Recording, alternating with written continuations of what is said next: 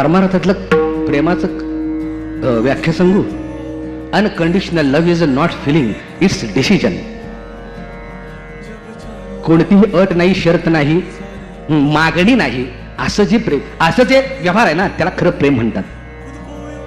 जिथं अटी आल्या, शर्ती आल्या, मागणी आल्या, तिथं काय आलं? आसक्ती आली, अधिकार आला, गुलामी आली, व्यवहार आला, उपयोग नाही.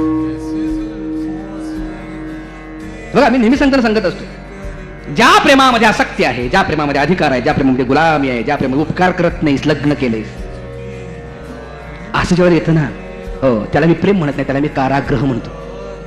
काय कारागृह? कारागृहात एखादा जातो, पण परत याची गॅरंटी नसते, बरोबर आहे नाही? तसं खरं प्रेम कुठं? जिथं आसक्ती नाही, जिथं शर्त नाही, जिथं अटी नाही, जिथं नियम नाहीत, ते खरं प्रेम. त्या प्रेमाला मी मंदिर म्हणतो. का मंदिर म्हणतो? भक्त इच्छेनं जातो आणि भक्त इच्छेनं बाहेर येतो, कुठला अधिकारच नसतो.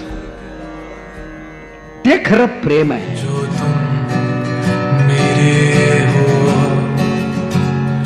तो मैं कुछ नहीं मांगू दुनिया से.